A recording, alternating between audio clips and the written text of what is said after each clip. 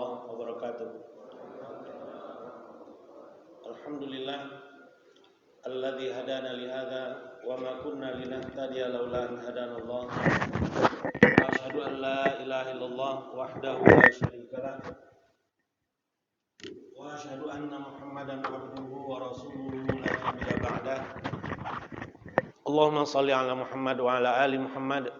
Allahumma anfa'na bima 'allamtana wa 'allimna ma yanfa'una warzuqna 'uluman tanfa'una wa zidna 'ilma. Jamaah sekalian rahimakumullah, alhamdulillah di pagi hari ini kita sudah berada di masjid yang mulia ini. Yang kali ini kita akan bertawasau bil haq, tawasau bis sabar dan tawasau bil marhamah. Kita akan mengulas beberapa ayat yang kita dapatkan di surat Al-Baqarah di kajian tafsir tematik ini. Temanya adalah tentang Bani Israel, peran mereka dalam kehidupan. Semoga majelis yang akan kita langsungkan sampai syuruk nanti mendatangkan manfaat dan keberkahan yang banyak bagi kita semua. Amin ya rabbal alamin. Baik, sebelum kita masuk ke Bani Israel ini ada di mulai ayat 40 ya, mulai ayat 40 sampai puluhan ayat nanti akan kita jelaskan. Tapi sebelumnya kita akan review sedikit dari awal. Di awal Al-Quran, di pertemuan pertama kita dulu, kita sudah membahas surat Al-Fatihah. Surat Al-Fatihah merupakan intisari Al-Quran. Seluruh surat-surat di dalam Al-Quran, intisarinya adalah surat Al-Fatihah ini, yang terdiri dari 7 ayat. Ayat utamanya dari surat Al-Fatihah ini, inti dari surat Al-Fatihah adalah ayat kelima yang bercerita tentang misi hidup setiap manusia yang Allah ciptakan di muka bumi ini. Jadi kalaulah kitab suci itu ada 4 suhuf atau lembaran-lembaran suci itu ada 100 lembar, intisarinya adalah surat Al-Fatihah. 4 kitab suci dan suhuf, intisarinya atau seluruh hikmahnya ada di dalam Al-Quran. 114 surat yang ada di dalam Al-Quran, hikmahnya semuanya terhimpun di dalam surat Al-Fatihah. 7 ayat yang ada di dalam surat Al-Fatihah, hikmahnya terhimpun di 1 ayat saja, yaitu Iyyaka na'budu wa iyyaka nasta'in. Ya, jadi ringkasan apa yang Allah inginkan kepada kita semua selaku makhluk adalah Iyyaka na'budu wa iyyaka nasta'in. Ya, di surat Az-Zariyat, wa ma khalaqtul jinna wal insa illa liya'budun. Ya, jadi bukan untuk tujuan lain. Allah ciptakan kita adalah untuk beribadah, dan ibadahnya pun khusus kepadanya saja. Ya, tidak boleh diarahkan kepada selainnya secara khusus ataupun secara berbarengan. Selain menyembah kepada Allah, beribadah juga kepada yang lainnya. Ya, itu syirik namanya. Misi hidup setiap manusia yang Allah ciptakan adalah untuk beribadah kepadanya, siapapun manusianya. Ya, alhamdulillah kita terlahir sebagai muslim, sebagian besar kita. Ini adalah anugerah besar bagi Allah Subhanahu wa taala. Karena seluruh manusia seharusnya sholat subuh sebagaimana kita pagi hari ini. Seluruh manusia seharusnya, karena semuanya itu ciptaan Allah. Ya. Yang kafir-kafir sekarang ini semuanya itu Allah yang menciptakan. Dan Allah ciptakan mereka untuk beribadah kepadanya. Kenyataannya mereka tidak kenal Allah. Makanya kita patut bersyukur ya, bahwa hidayah Allah itu masih ada di dalam hati dan sanubari kita. Nah, kita tinggal terus mengasah kualitas ibadah kita kepada Allah Subhanahu wa taala, dan ibadah adalah misi yang Allah tetapkan untuk kita dalam kehidupan di dunia ini. Misi hidup kita adalah ibadah kepada Allah. Ibadah dalam arti yang luas. Ya, bukan hanya yang ritualnya saja. Ya, ibadah kata para ulama, ismun jami'un ya, likulli ma yuhibbuhullahu wa yardah min qaulin aw fi'lin zahirin aw batin. Satu istilah yang menghimpun seluruh apa-apa yang Allah sukai dan ridhoi, baik berupa ucapan ataupun perbuatan, yang kelihatan maupun yang tidak terlihat. Jadi kata kuncinya di sini adalah cinta dan ridho Allah. Kalau kita bisa melakukan sesuatu dan perbuatan kita itu dapat mengundang cinta Allah dan ridhonya kepada kita, itulah ibadah. Salat kita, memang Allah yang memerintahkan kita salat subuh. Menegakkan salat secara umum. Berarti salat adalah perbuatan yang Allah sukai dan ridhoi. Hadir di majelis seperti ini sangat diapresiasi oleh Rasulullah SAW. Rasulullah yang mengajarkan ini, dan Rasulullah adalah utusan Allah untuk mengajarkan kepada kita cara-cara beribadah kepada Allah. Berarti ini, kegiatan kita ini dicintai dan diridhoi oleh Allah Subhanahu wa taala. Berarti ini ibadah. Senyum kita kepada saudara kita, kepada orang lain dengan ikhlas senyumnya, itu juga ibadah karena Rasulullah SAW yang menyatakannya. Tabassumuka fi wajhi akhika shadaqah. Senyummu di depan saudaramu adalah sedekah. Berarti senyum adalah ibadah. Rasulullah SAW pun mengajarkan kepada kita teknis keluar masuk toilet. Bagaimana masuknya, bagaimana keluarnya, di dalamnya apa yang boleh dan apa yang tidak boleh. Rasulullah ajarkan dan kita ikuti. Berarti keluar masuk toiletnya kita bernilai ibadah. Begitu seterusnya. Ya, apa-apa yang kita lakukan dan itu dicintai dan diridhoi oleh Allah Subhanahu wa taala, maka perbuatan itu adalah ibadah. Jadi ibadah jangan dikotak-kotakkan. Ya. Ibadah hanya ada di masjid, di pasar nggak ada ibadah, itu sekuler namanya. Ya. Islam adalah ajaran yang sempurna. Tidak ada satu ajaran pun yang sesempurna Islam. Ya. Banyak orang-orang non-muslim yang masuk Islam setelah belajar ternyata Islam ini ada semuanya. Di dalam ajaran Islam semuanya ada. Ya. Apapun yang dilalui oleh setiap manusia dalam kehidupan ini pasti ada pembahasannya. Ya, pasti. Ya, alhamdulillah Allah Subhanahu wa taala sudah memberi saya kesempatan untuk mengenal ajaran-ajaran fikih itu bisa dikatakan hampir semuanya. Ya, karena saya dulu di Fakultas Syariah. Ya. Di Fakultas Syariah fokusnya pada fikih. Belajar fikihnya pun dibanding bukan fikih mazhab, tetapi perbandingan mazhab. Ya, dalam sholat, dalam misalnya bersedekap dalam sholat. Ya. Menurut mazhab Hambali di dada, menurut mazhab Syafi'i di atas pusar, menurut mazhab Hanafi di bawah pusar, menurut mazhab Maliki tidak bersedekap. Jadi dari atas sampai lepas sama sekali itu ada ajarannya. Ya. Jadi ternyata subhanallah, ya. Tidak ada satu celah pun dalam kehidupan kita ini kecuali ada ulasan Islamnya. Kemudian di dalam surat Al-Fatihah ada petunjuk untuk melaksanakan misi yang Allah sudah tetapkan itu, yaitu ihdinas siratal mustaqim. Nah, ini petunjuknya. Apa petunjuknya? Konkretnya siratal mustaqim itu konkretnya apa? Al-Quran. Ya. Menurut ulama yang lain, ulama tafsir yang lain, tambah as-sunnah.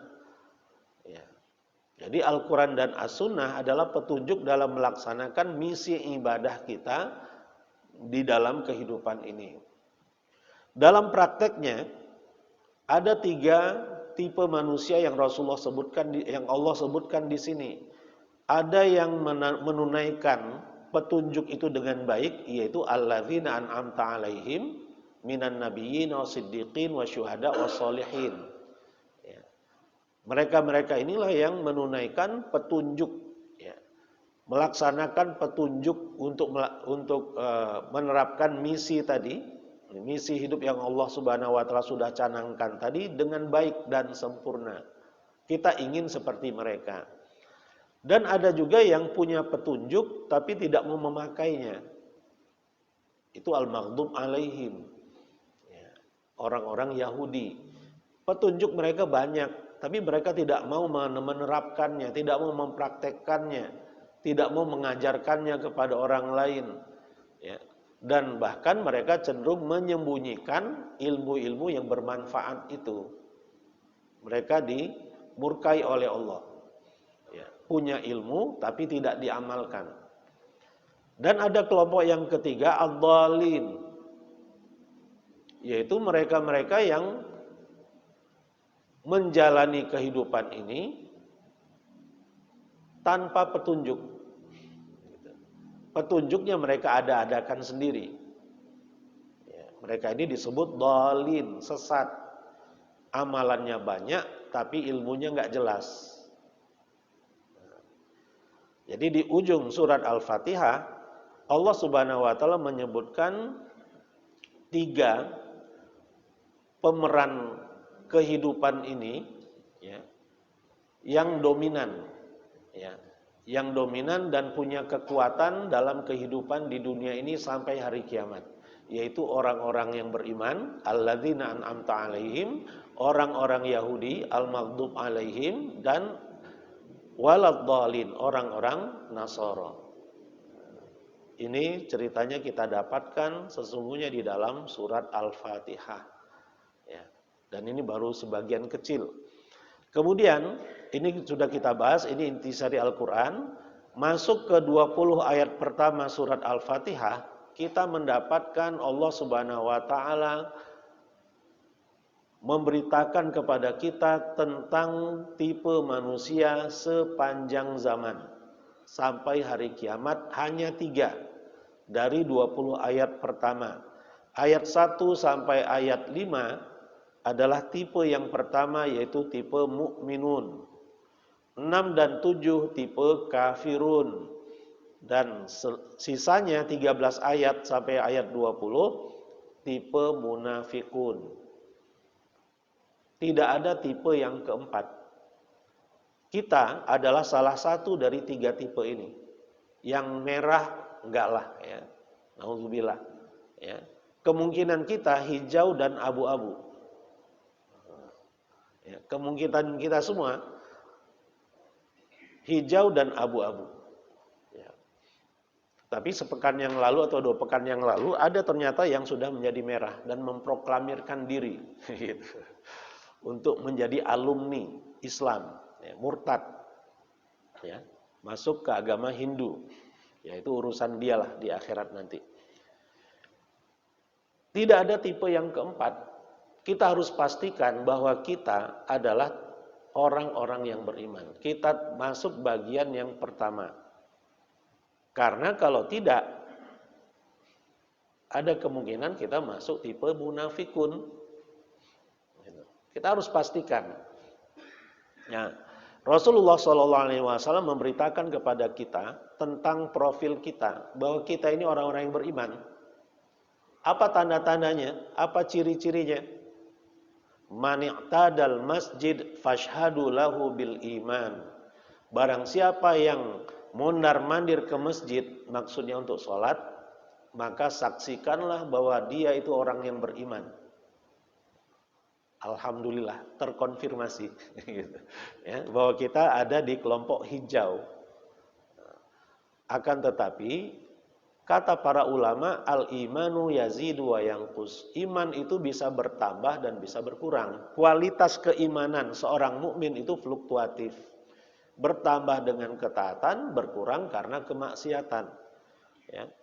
Tidak ada yang bisa menjamin ketika pagi hari ini kita semangat gitu ya untuk mempertahankan dan meningkatkan kualitas iman dan takwa kita, Nanti jam 9 di waktu duha masih seperti ini semangatnya, sampai zuhur masih juga seperti ini semangatnya, sampai besok pagi masih seperti ini juga semangatnya, itu nggak ada yang menjamin. Ya, tidak ada jaminan. Kitanya lah yang harus merekayasanya, mengupayakannya supaya hati kita ini terus sinyalnya itu penuh. Ya. Jangan berkurang sama sekali. Nah, itu tergantung kita semua. Ya, tergantung kita semua. Tidak ada yang bisa menjamin ya, bahwa kita tetap semangat terus. Tidak ada yang bisa menjamin. Nah, ini kita dapatkan di 20 ayat pertama. Ya, jadi ketika menghadapi kehidupan ini, kita tahu bahwa manusia-manusia di dalam kehidupan ini adalah salah satu dari tiga ini. Ya, mukminun, kafirun, munafikun. Ya, nggak ada tipe yang keempat. Ya. Alhamdulillah. Ya, jadi Allah Subhanahu Wa Taala dengan demikian sebenarnya sudah mengajarkan kepada kita ini mau jadi apa, gitu. Ini kisi-kisinya sudah sangat banyak. Ini sampai ayat 20. Masuk ayat 21 sampai ayat 29. Ya. Allah Subhanahu Wa Taala memberikan seruan tauhid kepada seluruh manusia yang terdiri dari tiga tipe tadi, khususnya tipe kedua dan tipe ketiga. Ya ayuhan nasu u'budu rabbakum. Allah seru mereka semua untuk hanya beribadah kepadanya. Dan kata yang dipakai adalah Rabb, bukan u'budullah, tapi u'budu rabbakum. Apa beda Rabb dengan ilah? Rabb adalah Allah Subhanahu wa taala yang dengan sifat rububiyahnya menciptakan dan mengelola kehidupan di alam semesta ini. Dialah yang menciptakan, dia yang mengawasi, dia yang merawat, dia yang menurunkan hujan, dia yang menghidupkan, dia yang mematikan, dia yang memberikan rezeki, menentukan jodoh dan seterusnya. Ya, jadi apa-apa yang Allah lakukan untuk makhluk-makhluknya di alam semesta ini adalah bagian dari rububiyatullah, Allah sebagai Rabb. Catatannya tentang Allah sebagai Rabb ini diyakini oleh orang-orang musyrik Quraisy. Ya, kalau ditanyakan kepada mereka siapa yang menciptakan alam semesta, jawabannya Allah. Ya, siapa yang menurunkan hujan, jawabannya Allah. Mereka tahu. Ya, yang mengelola alam semesta ini adalah Allah. Makanya nama sebagian mereka adalah Abdullah. Ya, itu bukan nama baru. Ya, kata-kata Allah itu sudah lama mereka kenal. Ya. Yang tidak mau mereka lakukan adalah meyakini Allah sebagai ilah. Kalau Allah sebagai Rabb, mereka tahu. Allah sebagai ilah, itu yang mereka nggak mau. Mereka sudah nyaman dengan berhala-berhala mereka. Mereka punya 360 buah berhala. Setiap hari satu berhala mereka sembah. Kalau sampai ke berhala yang ke 360 berarti sudah setahun. Ya. Jadi mereka tidak diseru oleh Rasulullah SAW untuk meyakini la ilaha illallah, mereka nggak mau. Nah, Allah Subhanahu Wa Taala kemudian menggugah hati mereka dengan ayat-ayat ini. U'budu rabbakum. Yang Allah pakai adalah kata Rabb, bukan kata Allah. Kenapa? Karena kata Allah uluhiyah itu yang ditolak oleh orang-orang kafir Quraisy khususnya. Nah, maka untuk supaya mereka juga memahami ayat-ayat Allah, Allah Subhanahu wa taala memakai kata Rabbakum. Dan selanjutnya Allah Subhanahu wa taala menyebutkan tentang rincian dari rububiyahnya. Alladzi khalaqakum, yang telah menciptakan kalian dan orang-orang sebelum kalian.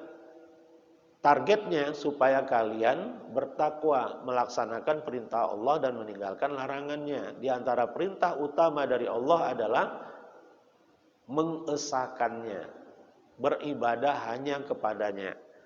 Ya. Dan seterusnya yang Allah singgung adalah tentang sifat-sifat penciptaannya. Ya. Ya. Sampai apa misalnya, ya, alladzi ja'ala lakumul arda firasya, yang telah menjadikan untuk untuk kalian bumi ini sebagai hamparan, langit sebagai bangunannya, menurunkan hujan dari langit, menumbuhkan tumbuh-tumbuhan dari air itu di muka bumi ini. Nah, kalau kalian ngerti itu, fala taj'alu lillahi andada. Kalau kalian tahu yang melakukannya itu adalah Allah, maka janganlah kalian menyekutukan Allah. Jadi ada pesan-pesan tauhid di sana kepada sebagian manusia, ya, khususnya orang-orang yang musyrik kepada Allah Subhanahu wa taala. Ya. Tentunya ayat-ayat ini Allah turunkan kepada Nabi Muhammad SAW yang ketika itu sedang berhadapan dengan orang-orang musyrik. Juga orang-orang Yahudi. Ini adalah bentuk persamaan di antara seluruh manusia. Seluruh manusia mengakui pencipta alam semesta ini adalah Allah. Apapun agamanya. Ini yang universal. Ya, sedangkan yang tidak mau diimani oleh sebagian manusia adalah ilah adalah Allah. La ilaha illallah. Itu yang tidak mau mereka yakini. Jadi ini di 9 ayat ini poinnya 10 ya. Di 10 ayat ini poinnya tentang seruan kepada tauhid, pengesaan kepada Allah Subhanahu wa taala. Setelah selesai masuk ke ayat 30 sampai ayat 39, di 10 ayat berikutnya ini Allah Subhanahu wa taala ingin menggugah lagi hati orang-orang yang masih tidak mau beriman kepadanya dengan cerita penciptaan Nabi Adam alaihissalam dan bagaimana posisi iblis, supaya manusia-manusia itu sadar mereka semua adalah keturunan Adam, dan ketika Adam diciptakan, iblis nggak rela, dan berani nih iblis, nekat ya, untuk sama sekali tidak mau sujud kepada Adam, ya, merasa bahwa rasnya, ya, ras iblis itu lebih mulia daripada ras manusia atau keturunan Adam. Allah murka kepadanya. Iblis pun ngerti Allah murka kepadanya. Dan sebagaimana iblis pun ngerti dia bakal dimasukkan ke dalam neraka. Tapi iblis mengajukan proposal kepada Allah Subhanahu wa taala untuk dikekalkan umurnya sampai hari kiamat agar dapat melaksanakan satu misi. Apa misi iblis? La aq'udanna lahum siratakal mustaqim. Untuk menghalang-halangi Adam dan keturunan-keturunannya dari jalan yang lurus. Ya. Permohonan kita setiap hari, ihdinas siratal mustaqim. Sedangkan iblis punya misi menghalang-halangi kita dari siratal mustaqim itu. Dan Allah kemudian tegaskan, iblis adalah musuh manusia. Iblis dan tentara-tentaranya adalah musuh yang nyata bagi ras manusia.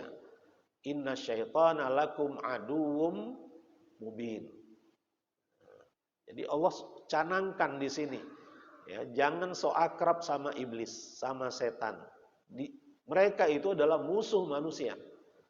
Yang mereka lakukan adalah untuk menggoda dan merekrut manusia sebanyak-banyaknya agar dapat menemani iblis dan tentara-tentaranya di dalam neraka. Ini Allah ceritakan. Dan dalam upaya untuk menyadarkan ya, orang-orang yang masih kafir, masih musyrik kepadanya.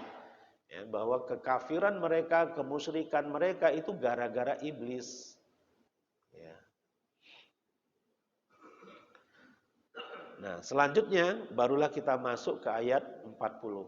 Di ayat 40 ini Allah Subhanahu wa taala menceritakan kepada kita panjang lebar di surat Al-Baqarah ini tentang peran satu dinasti lah bisa kita katakan ya, yang akan kelihatan perannya itu sampai hari kiamat. Ya. Seolah-olah Allah berpesan kepada kita bahwa dalam kehidupan ini, dalam ras manusia ya, kita ini tidak yang dibicarakan di sini adalah ras manusia. Tentang iblis dari kalangan jin. Itu sudah disebutkan sampai ayat 39 saja. Ya. Di ayat 40 ini tentang kita, tentang manusia. Ya. Bahwa kita sebagai pemeran utama, orang-orang Islam, umat Islam adalah pemeran utama kehidupan di dunia ini. Ya. Cerita dari Sang Khalik, dari Allah Subhanahu wa taala tentang kehidupan di bumi ini adalah tentang kita, hamba-hamba Allah Subhanahu wa taala.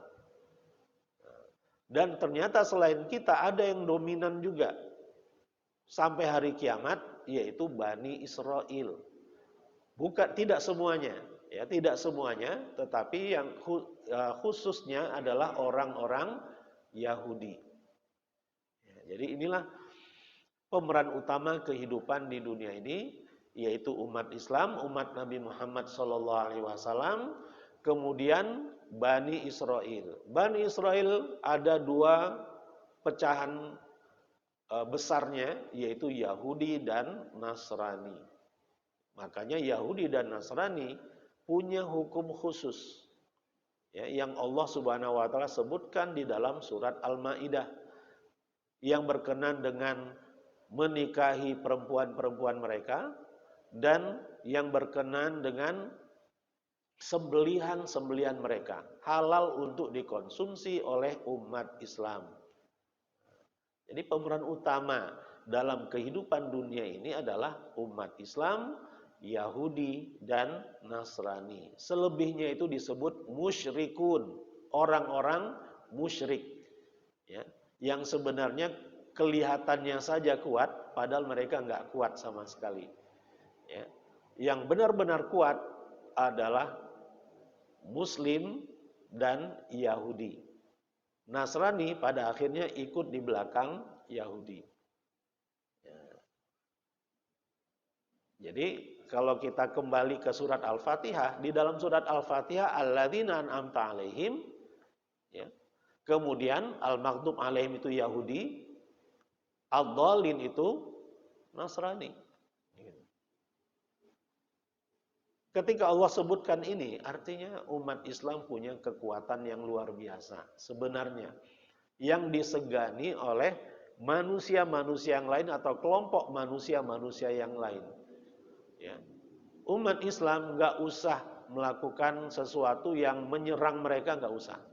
Ya, cukup mereka kompak sholat berjamaah 5 waktu di masjid, rajin tilawah, bulan Ramadan mereka puasa semua dengan cermat, itu saja sudah cukup menjadikan mereka grogi.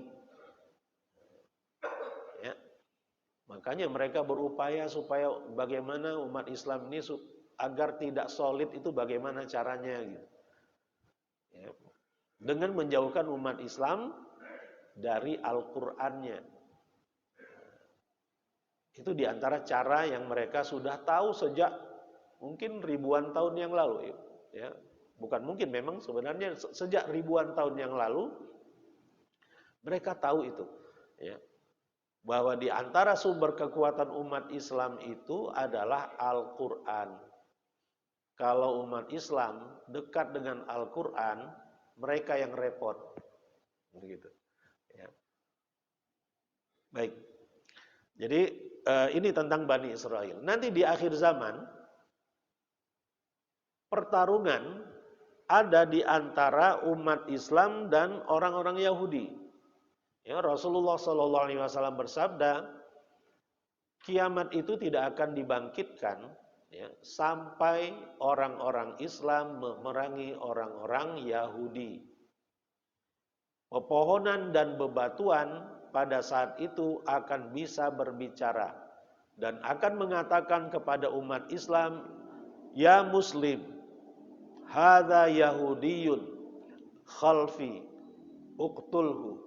Wahai Muslim, wahai Abdullah, hamba Allah, di belakangku ada orang Yahudi yang sedang bersembunyi, bunuhlah dia. Ya, jadi bebatuan dan pepohonan bisa berbicara nanti di akhir zaman, ya, berpihak kepada umat Islam, kecuali pohon Gharqad. Karena pohon Gharqad itu adalah pohonnya orang-orang Yahudi. Hadis sahih. Jadi sudah sejak lama Rasulullah SAW mengajarkan kita tentang ini. Berarti di akhir zaman nanti ya lebih mengerucut lagi. Ya. Di dunia ini ada dua kekuatan yang besar, yaitu kekuatan umat Islam dan kekuatan Yahudi. Umat Islam akan memiliki pemimpin yang kuat, begitu juga dengan orang-orang Yahudi dan yang mendukung orang-orang Yahudi ini. Pemimpin orang-orang Yahudi nanti di akhir zaman adalah Dajjal, dan pemimpin umat Islam adalah Muhammad bin Abdullah al-Qurashi al-Hashimi yang dikenal dengan Imam Mahdi. Dan di akhir zaman, di saat yang sama, Nabi Isa alaihissalam Allah turunkan dari langit dan bergabung dengan tentara Imam Mahdi. Cerita ini sudah selesai. Rasulullah SAW yang menceritakannya kepada kita. Jadi kisi-kisinya sudah sangat banyak, sudah lengkap. Ya. Jadi kalau masih ada manusia yang masih ragu tentang kebenaran Islam dan kebenaran syariat Islam, ya, dalam ayat dikatakan fala yalumanna illa nafsah. Ya. Jangan dia memarahi kecuali dirinya sendiri. Jangan dia mencaci maki kecuali dirinya sendiri. Ya.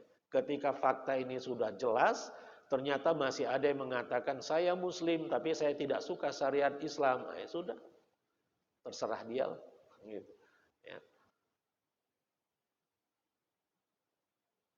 Ya, kita kembali ke sini, ke Bani Israel dan perannya. Mulai ayat 40 kita dapatkan firman Allah Subhanahu wa taala, a'udzubillahi minasyaitonirrajim.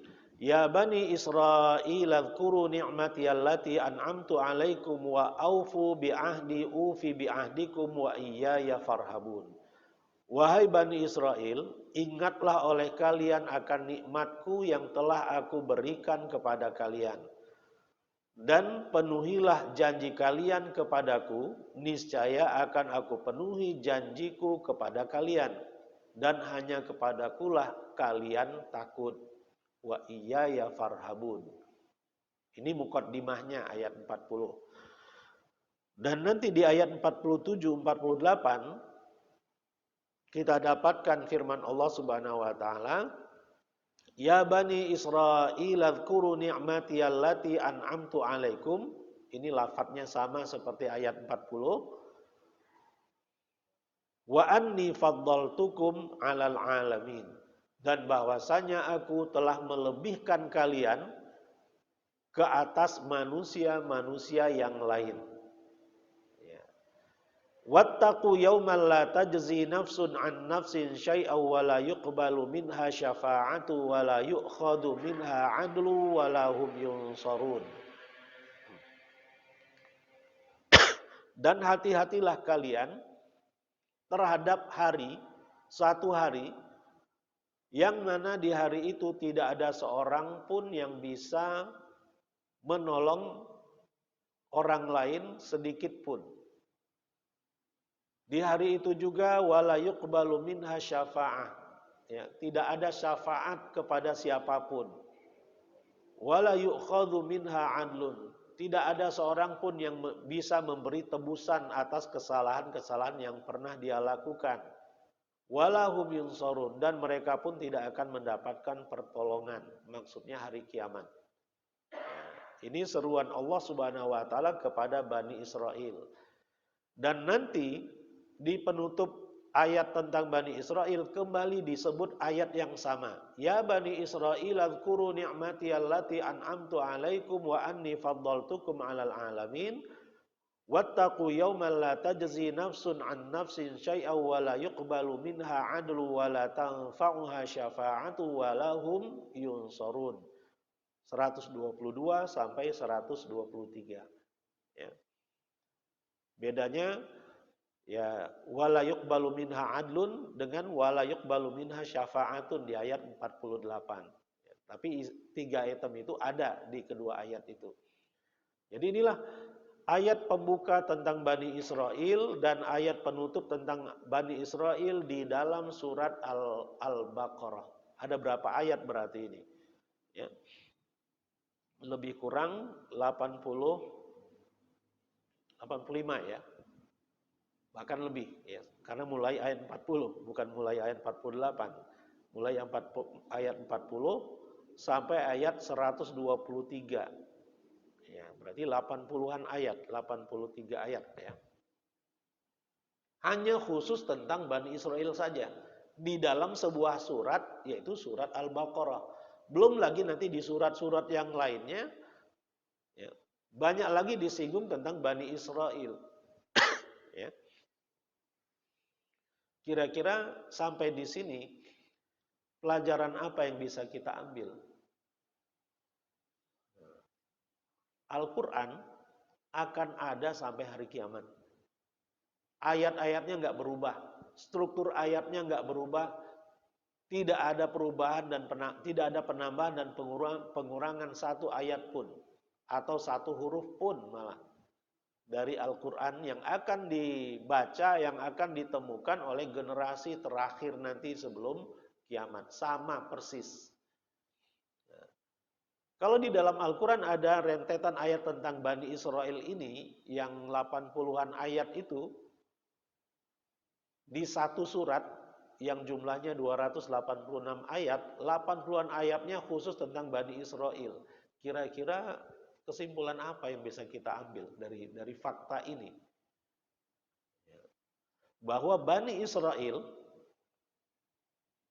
Allah ceritakan secara rinci di dalam Al-Quran karena dari keturunan Bani Israel inilah yang akan menghambat, yang akan berperan dalam kehidupan ini untuk menghambat kemajuan umat Islam. Yang paling gak senang umat Islam itu berjaya adalah orang-orang Yahudi. Keturunan Bani Israel, ya, secara langsung ataupun secara tidak langsung hambatan itu mereka lakukan. Ya, istilahnya sekarang apa? Melalui proksi istilahnya kan. Ya, jadi orang lain yang melakukan, dalangnya sebenarnya mereka. Gitu. Ya, dari ya setiap permasalahan di muka bumi ini, dalangnya itu mereka. Semata-mata karena mereka ini sangat benci kepada Islam dan umat Islam. Mereka tahu kebenaran Islam, mereka tahu, bahkan mereka hafal. Karena mereka tahu itulah mereka terus mencari-cari kira-kira bagaimana untuk melemahkan umat Islam ini. Mereka juga tahu bahwa Dajjal nanti akan muncul. Mereka tahu. Makanya tadi di dalam hadis tentang Gharqad ya. Mereka sampai sekarang ini giat untuk menanami wilayah mereka dengan pohon Gharqad. Di satu situs internet, ini saya lihat dulu tahun 2010-an ya atau 2000 di bawah tahun 2010 saya cek ya, ternyata mereka punya situs internet yang judulnya tentang penghijauan. Ya.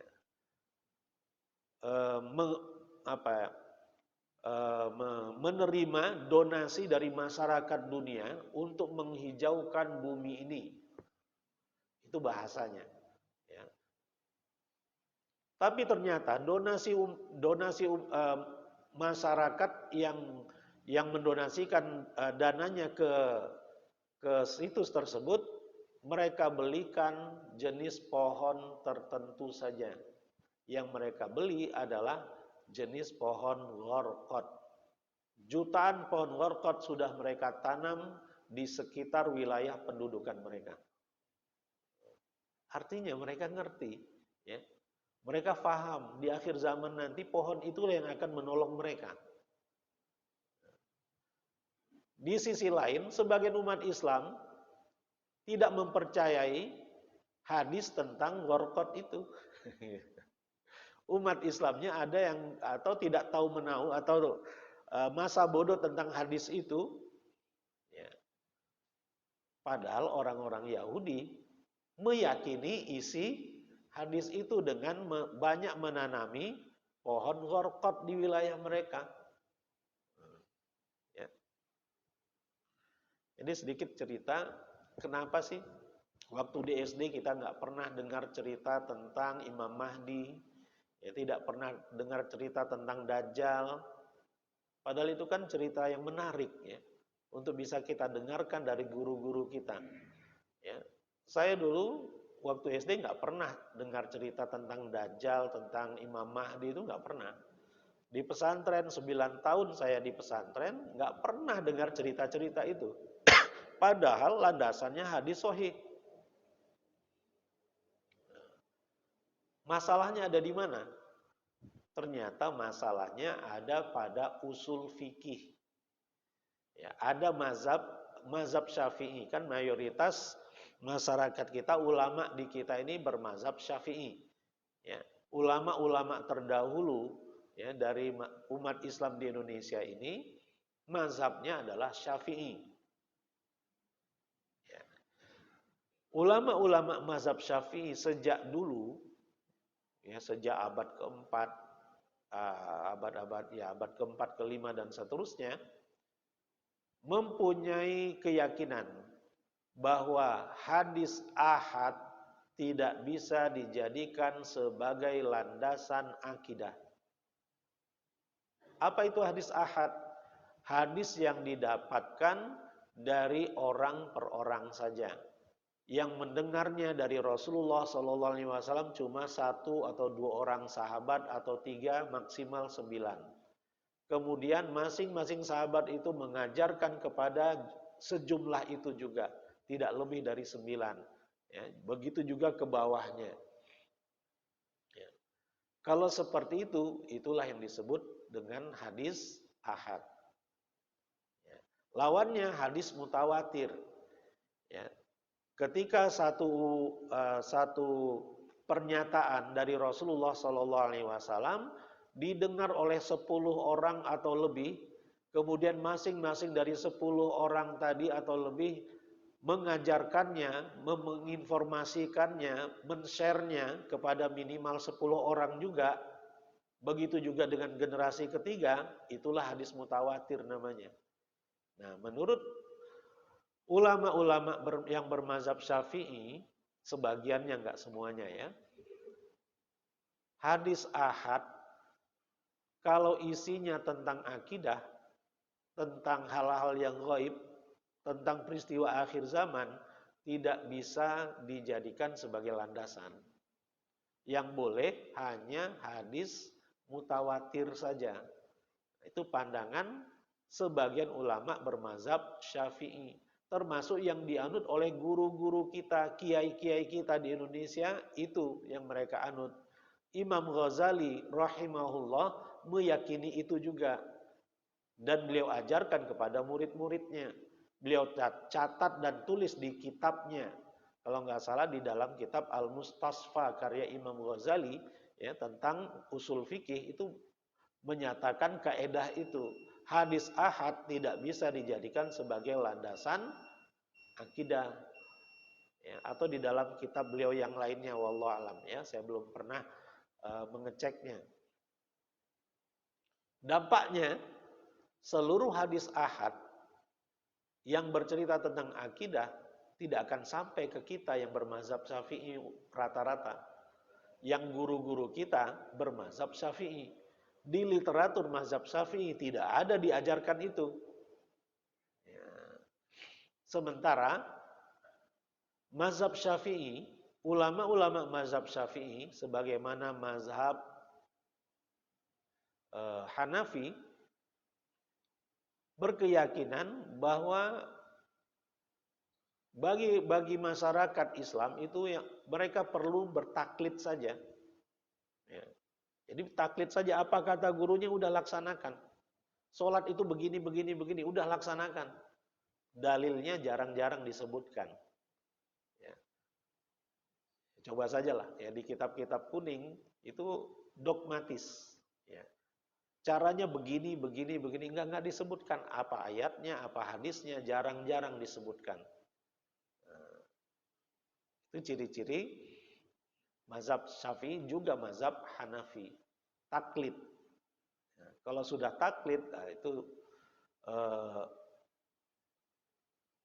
khususnya ketika berhadapan dengan dalil ya, yang baru mereka tahu, baru ditemukan oleh mereka, padahal dalil itu sudah lama, hadisnya sudah lama, ya mereka pun bersikukuh. Ya.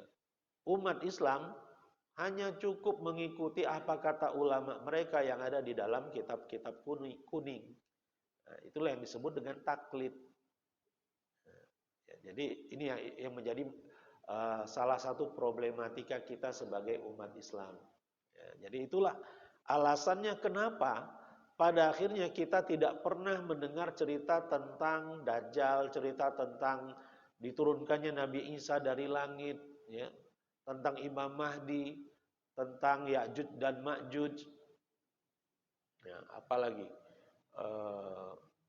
dan seterusnya, karena memang rata-rata cerita tentang tanda-tanda akhir zaman itu bukan kualitas ya, kategori hadisnya adalah hadis ahad. Ya. Sementara ulama mazhab Syafi'i berpendapat hadis ahad tidak bisa dijadikan sebagai landasan akidah. Yang benar, apapun jenis hadisnya, dari sisi kuantitas atau jumlah perawi hadis tersebut, asalkan sahih bisa dijadikan sebagai landasan hukum apapun. Ya, mau hukum ibadah atau syariah atau akidah boleh asalkan sahih. Kategorinya ahad apalagi mutawatir itu bisa dijadikan sebagai landasan. Sebagian ulama yang lain itu yang mereka kuatkan. Di antara ulama mazhab Syafi'i ya adalah Imam Bukhari ya, yang punya Sahih Bukhari berpendapat seperti itu. Selama itu sahih, walaupun ahad, bisa dijadikan sebagai landasan hukum apapun. Ini sebagai informasi saja untuk kita semua gitu ya. Ternyata inilah asal muasalnya. Ya. Dan ulama-ulama kita yang sudah mengajarkan kita itu ya, itu mereka nggak salah. Jazahumullahu khairal jaza. Ya. Tapi ketika kita sudah tahu ya, yang lebih dekat dan lebih yang lebih dekat kepada kebenaran adalah pendapat yang barusan kita sebutkan tadi, yang juga didukung oleh Imam Bukhari yang bermazhab Syafi'i, Imam Ibnu Katsir yang juga bermazhab Syafi'i. Ya, mereka berpendapat masalah hadis itu ahad apalagi mutawatir tidak berkaitan dengan hadis itu bisa dipakai sebagai landasan hukum atau tidak. Ya. Kalau bisa tidaknya sebuah hadis dijadikan sebagai landasan hukum atau akidah adalah sahih atau dhaif. Dari sisi kualitasnya, bukan dari sisi kuantitas perawi hadisnya. Pendapat itulah yang kuat di antara ulama dari dulu sampai sekarang. Tapi tetap saja yang namanya fanatisme mazhab itu yang menjadi problematika umat Islam. Ya, ya saya merasa perlu untuk menjelaskan ini ya supaya wawasan kita makin luas gitu. Ya, kita sebagai hamba-hamba Allah diperintahkan oleh Allah, ya ayyuhalladzina amanu athi'ullaha wa athi'ur rasul. Setelah itu baru wa ulil amri minkum. Ya, jadi prioritas ketaatan kita kepada Allah kepada Rasul, setelah itu baru kepada ulil amri. Ati'unya diulang cuma 2 kali, disebut cuma 2 kali. Ati'ullah, taatlah kalian kepada Allah. Wa ati'ur Rasul, dan taatlah kalian kepada Rasul. Setelah itu wa ulil amri. Tidak diulangi lagi ati'unya. Artinya ketaatan kita kepada ulil amri itu ulama dan umara, pemimpin. Jadi bukan hanya pemimpin, ulama itu juga ulil amri.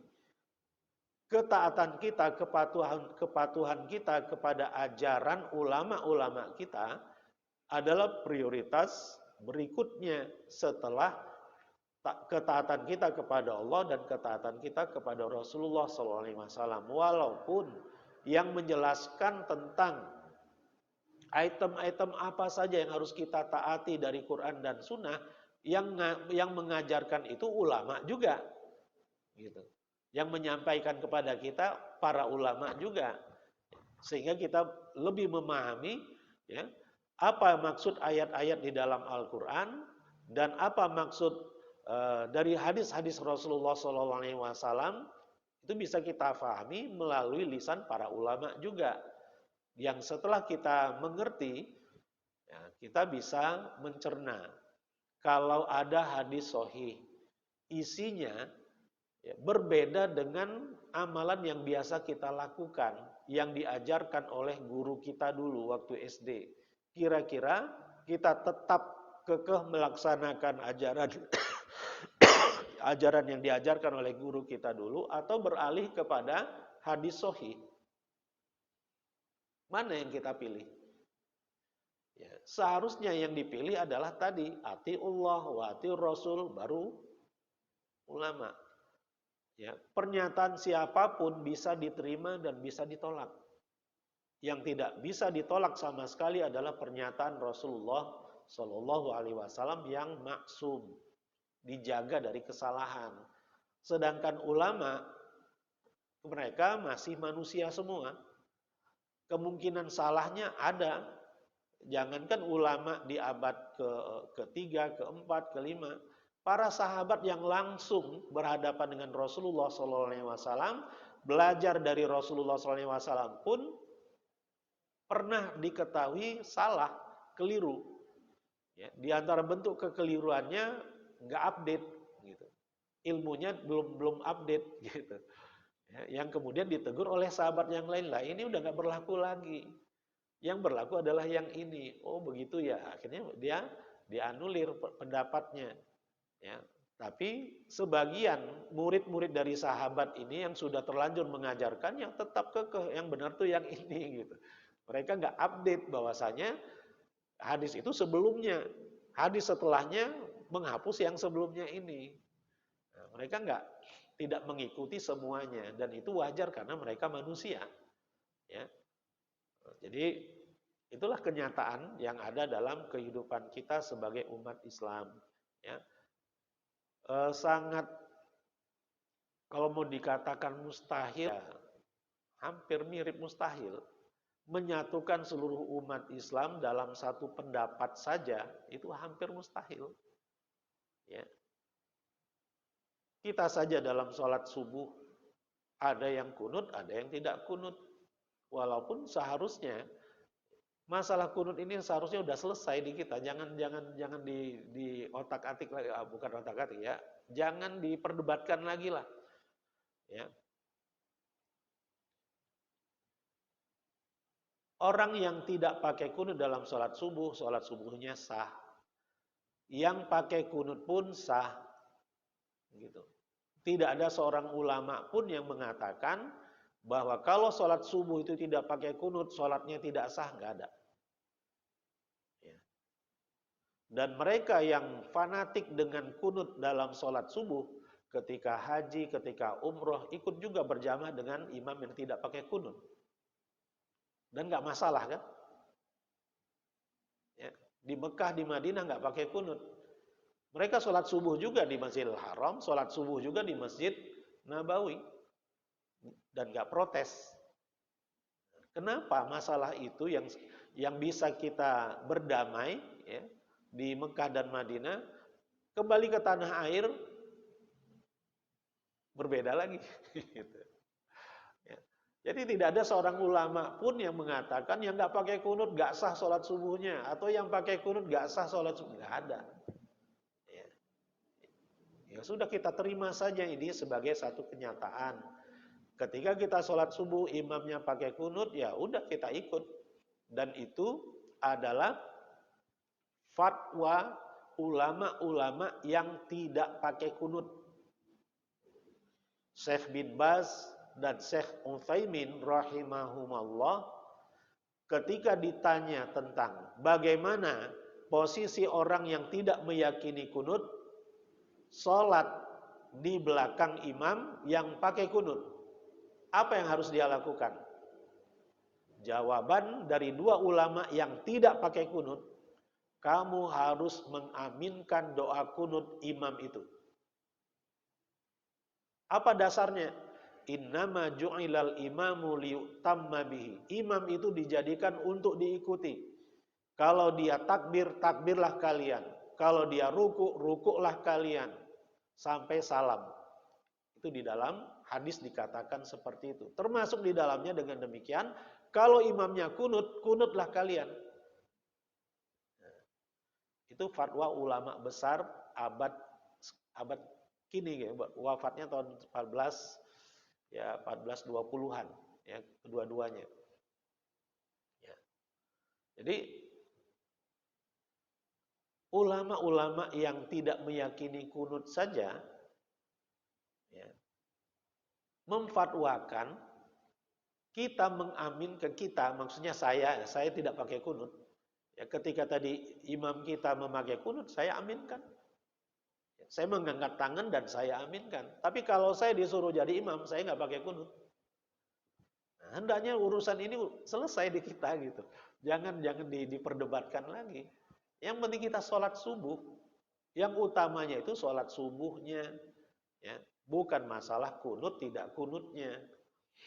Ya, kita mungkin berkali-kali sudah katakan di masjid kita ini, orang yang tidak sholat subuh jumlahnya lebih banyak dari yang pakai kunut dalam sholatnya. Kenapa enggak kita arahkan tenaga kita untuk mengajak mereka sholat subuh? Kenapa kita masih berdebat di antara kita yang sudah sholat subuh? Nah, jadi kita cari hal yang lebih prioritas ya dalam mengenalkan Islam atau belajar Islam ini. Dari Bani Israel kok sampai ke kunut ya? Ya, jadi inilah fakta yang kita temukan di dalam Al-Quran. Bahwa Bani Israel ini adalah jenis manusia yang khas dalam kehidupan sampai hari kiamat. Karena Allah yang menceritakan ini. Dan Allah Subhanahu wa Ta'ala tentunya tidak menyatakan sesuatu kecuali di situ ada rahasianya. Ya. Apa rahasianya? Ya. Tadi sudah kita tangkap sebagian. Ya, bahwa dalam kehidupan ini sampai hari kiamat yang mempunyai peran utama di dalam kehidupan di dunia ini adalah umat Islam dan Yahudi, termasuk di dalamnya Nasrani. Jadi kita harus percaya diri ya, sebagai pembawa kedamaian yang hakiki dalam kehidupan dunia ini adalah umat Islam. Ya. Slogan-slogan perdamaian yang mereka gaungkan itu slogan-slogan yang palsu, muzayyaf. Ya. Perdamaian tapi maksudnya adalah untuk mereka bisa mengeruk keuntungan yang banyak dari perdamaian itu. Gitu. Ngomongnya damai tapi mereka jual senjata. Ya. Di belakangnya mereka jual senjata. Jadi perdamaian yang muzayyaf, ya, palsu. Perdamaian yang hakiki adalah perdamaian yang ditawarkan oleh umat Islam kepada dunia ini. Yang mempunyai konsep perdamaian yang hakiki hanyalah ajaran Islam. Karena ajaran Islam Allah yang menurunkan, bukan buatannya umat Islam, bukan. Al-Quran yang mengajarkan hidup yang damai itu. Ya. Wa ma arsalnaka illa rahmatan lil alamin, dan tidak kami utus engkau wahai Muhammad kecuali sebagai rahmat ke atas seluruh manusia. Ya, jadi Allah Subhanahu wa taala sudah menjamin Rasul akhir zamannya berikut ajaran-ajarannya itu menjadi penjamin perdamaian di muka bumi ini. Ajaran yang rahmat itu kasih sayang, yang menjamin kasih sayang sesama manusia sampai akhir zaman itu dijamin dalam ajaran Islam kalau itu diterapkan. Sementara ada kelompok manusia juga yang menawarkan slogan kasih sayang, cinta kasih gitu ya. Tapi ternyata itu juga muzayyaf, palsu. Ya. Ketika mereka mayoritas, ternyata yang dimaksud perdamaian oleh mereka adalah perdamaian di antara mereka saja. Ya. Umat yang lain, khususnya umat Islam, tidak berhak untuk mendapatkan kemakmuran, kesejahteraan dalam hidup mereka. Kalau mungkin mereka diusir, dibantai, bisa dilakukan. Dan itulah yang sudah mereka lakukan dan sudah dicatat oleh sejarah. Ya, ketika mereka mayoritas, umat Islam diintimidasi, ya, dizolimi, ya, itu sudah menjadi sejarah. Ya. Ketika umat Islam diusir dari Andalusia, dari Spanyol, ternyata itu bukan diusir, mereka yang melarikan diri. Yang tertangkap akan diajukan dua pilihan, murtad atau dibunuh. Yang tidak mau murtad dipenggal semua lehernya. Dan yang murtad dikasih tanda khusus, yaitu topi kerucut. Jadi jangan mau kita kalau ada acara-acara ditawarkan topi kerucut. Ya, topi kerucut itu punya sejarah. Ya. Jadi bukan hanya sekedar hiasan atau aksesoris. Ya. Jadi inilah cerita tentang kehidupan kita. Kita adalah pemeran utama kehidupan ini, kita harus percaya diri. Kita harus terus belajar tentang keagungan ajaran Rasulullah SAW yang berlandaskan Quran dan Sunnah ini. Karena Quran dan Sunnah itulah yang akan menjadikan kita sebagai umat menjadi kuat. Ya. Selanjutnya ini sebelum kita masuk ke tafsirnya mungkin di pertemuan berikutnya. Bani Israel itu adalah gelar yang Allah berikan kepada Nabi Yakub alaihissalam. Yakub bin Ishak bin Ibrahim alaihimussalam. Nabi Yakub inilah yang Allah beri gelar Israel. Israel dari bahasa Ibrani, artinya hamba Allah yang taat. Ya. Abdullah al-Muti artinya dalam bahasa Arab. Nah, keturunan-keturunan dari Nabi Yakub, mereka lah yang disebut dengan Bani Israel. Anak-anaknya, keturunan-keturunannya Nabi Yakub. Nabi Yakub alaihissalam mempunyai 12 orang anak. Ya. Ini kecil sekali ya tulisannya. Tapi di sini disebutkan cuma 1, 2, 3, 4, 5, 6. Ya, disebutkan cuma 6. Totalnya ada 12 sebenarnya. 12 orang anak. Yang terkenal di antara 12 orang anak itu adalah Nabi Yusuf alaihissalam dan saudara kandungnya Bunyamin. Nah, ini yang kita dapatkan ceritanya di dalam Al-Quran. Ya. Saudara-saudara lain yang lainnya, ada satu yang mempunyai keturunan yang hebat-hebat, yaitu Yahuda.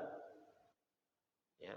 Dari klan Yahuda inilah kemudian muncul kelompok besar namanya Al-Yahud, orang-orang Yahudi. Di mana 11 keluarga lainnya, ya, mereka pada akhirnya dianggap al-Yahud juga, padahal mereka keturunan Nabi Yusuf. Mereka garis keturunannya Bunyamin atau anak-anak yang lainnya.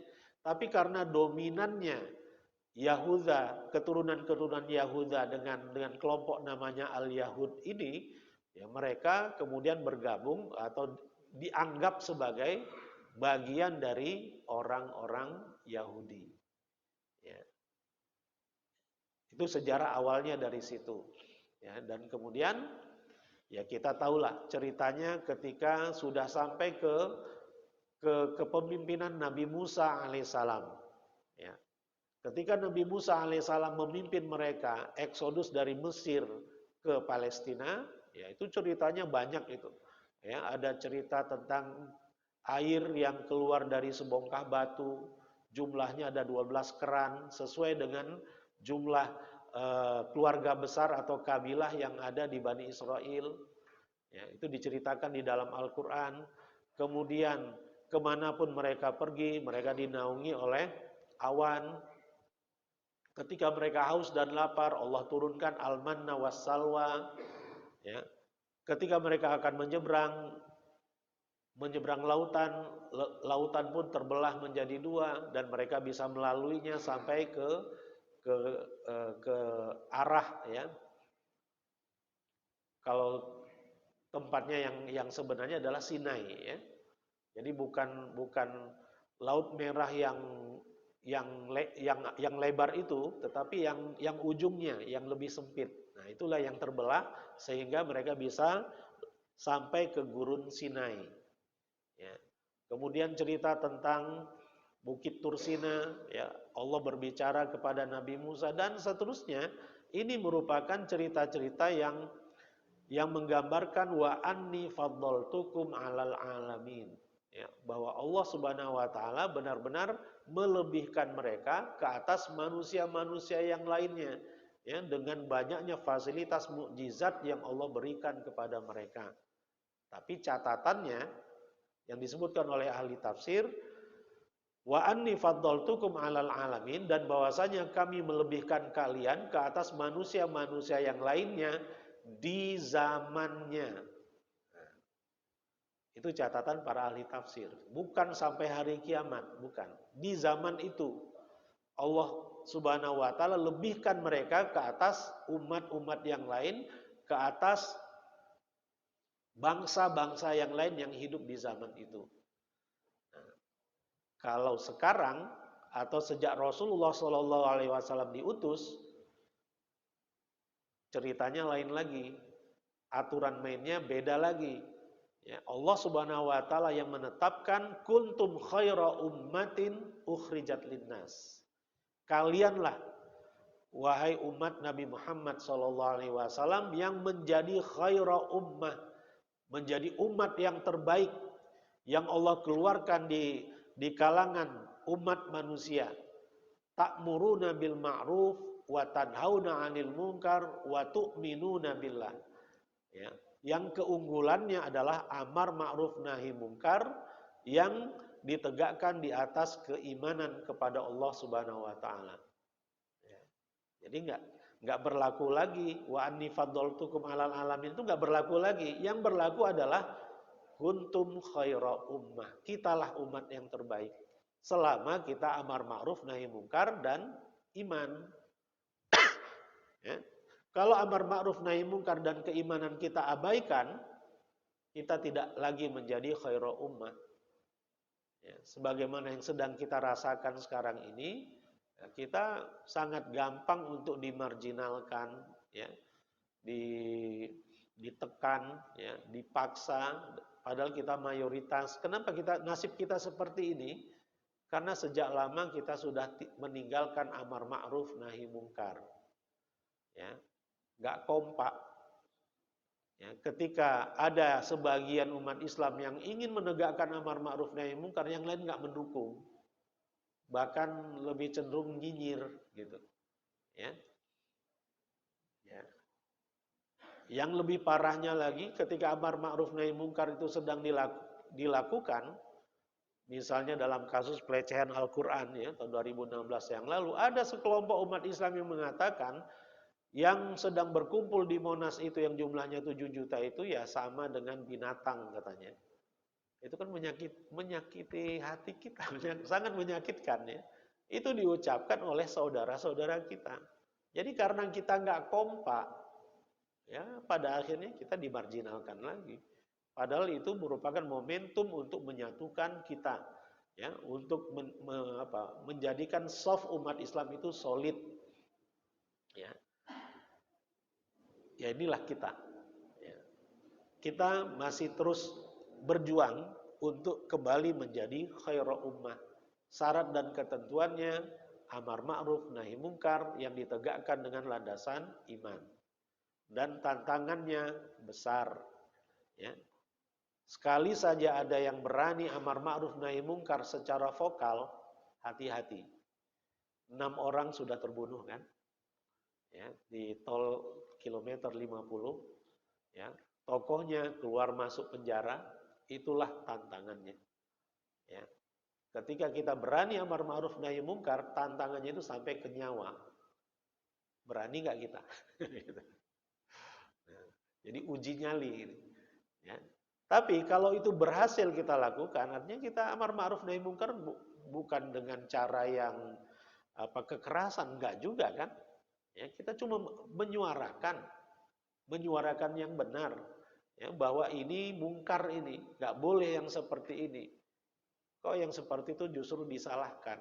Hanya gara-gara yang dikritik adalah bagian dari penguasa. Ya. Jadi ini cerita yang terus bergulir, ya. Pertarungan antara hak dan batil itu akan terus berlanjut sampai hari kiamat. Kuat-kuatan kita. Yang nggak kuat akan mental, gitu. Ya. Akan tersingkir dan pada akhirnya dia akan menyesal di akhirat. Nah, sedangkan yang istiqomah berani untuk menghadapi segala tantangan dan segala resiko yang ada di dunia, mungkin mereka dizolimi, ya, tapi di akhirat akan mendapatkan fasilitas yang luar biasa dari Allah Subhanahu wa taala. Inilah ujian kita. Ya, ini ujian kita semua. Dan apa yang sedang kita lakukan sekarang dan forum-forum yang sejenis ini adalah upaya kita untuk kembali menyamakan persepsi kita tentang ajaran agama kita. Mungkin sebagian umat Islam itu nggak kompak. Itu kenapa? Karena mereka nggak kenal dengan ajaran agamanya sendiri. Nah, inilah yang harus kita sampaikan. Kita maksudnya bukan hanya saya, kita semua. Ya. Ketika pulang ke rumah nanti sampaikan kepada keluarga yang tidak hadir sekarang ini, ya sampaikan supaya pesan-pesan kebaikan itu merata, difahami oleh seluruh umat. Semakin banyak umat Islam paham tentang keluhuran ajaran agamanya, apa yang seharusnya mereka lakukan selaku muslim, itu dapat mereka pahami. Kalau sudah pemahamannya sudah merata, ya, maka yang lain-lainnya akan ikut. Gitu. Yang lain-lainnya akan ikut, insya Allah. Ya. Nah, sekarang ini kitanya yang belum kompak. Ya. Bukan musuh Islamnya yang kuat, tapi kitanya lah yang sedang lemah. Gitu. Mereka nggak kuat-kuat amat. Ya. Bahkan Allah Subhanahu wa taala mengatakan kekuatan mereka itu kabaitil ankabut. Kal ankabut ittakhadat baita. Ya. Seperti laba-laba yang sedang membangun rumahnya. Wa inna auhanal buyuti labaitul ankabut. Dan sesungguhnya rumah atau sarang yang paling lemah itu adalah sarang laba-laba. Ayat itu menggambarkan tentang permusuhan setan, permusuhan pihak yang tidak senang kepada umat Islam, bahwa kekuatan mereka itu ibarat sarang laba-laba. Jadi kesimpulannya bukan mereka yang kuat, tapi kitanya yang lemah. Gitu. Ya. Sumber-sumber kekuatan yang ada di kita tidak kita optimalkan. Ya, sholat berjamaah kita masih setengah masjid, belum full sampai ke belakang. Ya. pengajian-pengajian kita ya tidak banyak yang hadir. Kalau tidak banyak yang hadir ya berarti masih banyak yang belum punya persepsi yang benar tentang ajaran Islam. Belum banyak yang rajin tilawah Al-Quran. Padahal Al-Quran itu adalah sumber kekuatan kita. Artinya kekurangan kita masih banyak. Ya, masih banyak sekali. Jadi kalau untuk menyuarakan slogan persatuan umat Islam mari kita bersatu, itu bagus. Ya. Tapi yang lebih substansial lagi adalah kita semua harus akrab dengan Al-Quran. Ya, itu hal yang pertama, tidak bisa tidak. Ya, karena kitanya sendiri yang minta kepada Allah, ihdinas siratal mustaqim, tunjukilah kami ya Allah ke jalan yang lurus. Jalan yang lurus itu apa? Dzalikal kitabul la raiba fihi hudal lil muttaqin. Al-Qur'an. Ya. Jadi mungkin gara-gara kitanya nggak konsisten, ya. Minta kepada Allah agar diberi petunjuk ke Al-Qur'an, kitanya jauh dari Al-Qur'an. Ya, jadi permohonan kita dalam sholat kita, sebagian kita kesannya memang basa-basi, ya, hanya menggugurkan kewajiban. Nah, inilah yang harus kita muhasabahi, ya, sebagai umat yang berpotensi memimpin di dunia ini dan menyebarkan kedamaian kepada seluruh umat manusia yang muslim ataupun yang kafir. Ya, ini saja mungkin yang bisa saya sampaikan di pertemuan ini. Nanti kelanjutannya tafsir ayat 40 sampai 49-nya insyaallah bukan 49 ya dan seterusnya akan kita bahas di pertemuan-pertemuan berikutnya insyaallah. Wabillahi hidayah wa taufiq wal afu minkum. Wassalamualaikum warahmatullahi wabarakatuh.